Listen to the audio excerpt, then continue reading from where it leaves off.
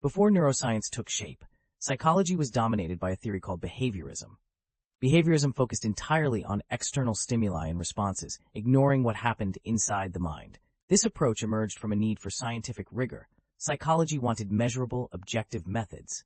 It did produce valuable insights, like Pavlov's famous experiments on classical conditioning. But behaviorism had a major flaw.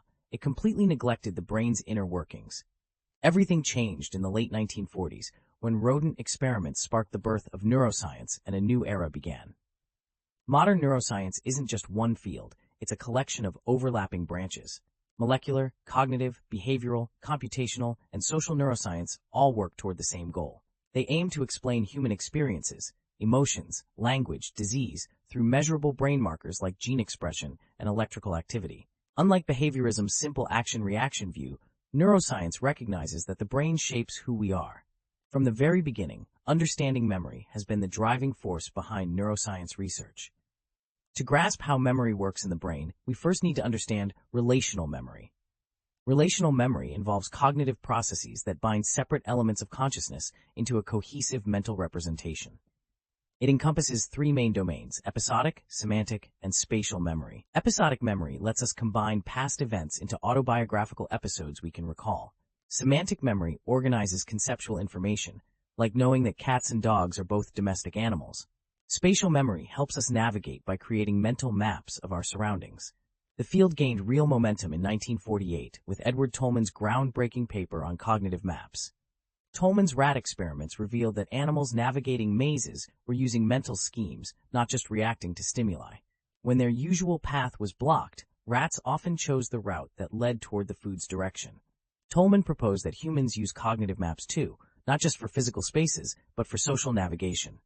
He even speculated that prejudice might stem from our brains failing to build complex social cognitive maps. Tolman's findings inspired M. Ross Quillian to propose an early relational memory model in 1966. Quillian suggested that semantic information is stored in a network of concept nodes, divided into types and tokens. Type nodes, like domestic animal, connect to token nodes, like dog, through abstract planes, so domestic animal is a type node, while dog is a specific token within that category. Different planes can converge on the same node, allowing for complex relationships between concepts. Quillian's model is dynamic, with no fixed hierarchy. The network reorganizes itself depending on context. He suggested that spatial memory might work the same way, echoing Tolman's idea of cognitive maps. Endel Tulving built on this work with his research on episodic memory from the 1970s to the early 2000s. Tulving proposed that episodic memory evolved as an extension of the semantic memory system. Both systems share a similar architecture, but they differ in what they process. Episodic memory handles spatiotemporal events, while semantic memory deals with abstract concepts.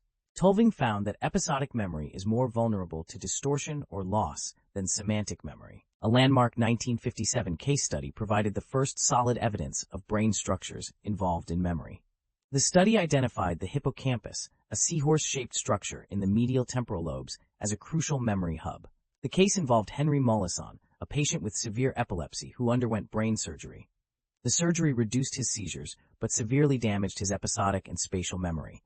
In 1971, John O'Keefe and Jonathan Dostrovsky provided direct evidence for Tolman's cognitive map. By recording hippocampal activity in live rats, they discovered nerve cells that spiked at specific locations. These place cells formed a triangular grid pattern, suggesting the hippocampus acts as a cognitive map. O'Keefe and Lynn Nadel later proposed that the hippocampus also represents abstract relationships between concepts. Since then, researchers have discovered other specialized neurons, grid cells, border cells, and head direction cells.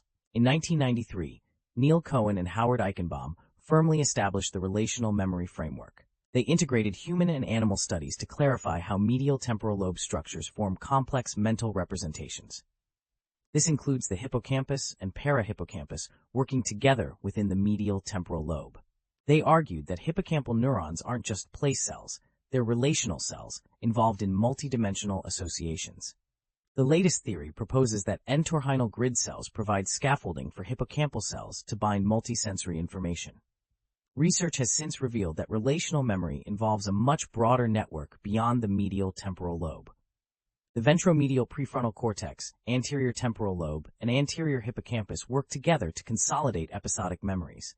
The anterior temporal lobe plays a key role in semantic memory, especially when processing symbolic information with the inferior frontal gyrus. The hub-and-spoke model suggests the anterior temporal lobe integrates information from various sources to form coherent concepts. For spatial memory, the retrosplenial, parahippocampal, and posterior parietal cortices are particularly important. Advances in neuroimaging and tools like connectomics have shifted neuroscience toward understanding whole brain network dynamics. Despite rapid progress, there was still room for improvement before my doctoral studies. Researchers typically studied episodic, semantic, and spatial memory separately, which created limitations. I designed the Integrated Relational Evaluation Paradigm, or IREP, to address these gaps. The IREP examines episodic, semantic, and spatial memory all in the same individuals while measuring brain activity. Using the IREP, we discovered associations between semantic and spatial memory. We also found correlations between spatial memory and gray matter thickness in the medial temporal lobe. In patients with temporal lobe epilepsy, we detected graded deficits across all three domains.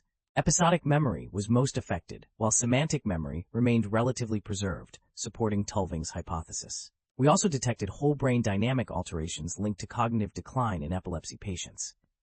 In healthy individuals, we identified a functional signature in the limbic system associated with better memory performance. My doctoral projects established a comprehensive framework for examining human cognition across memory domains.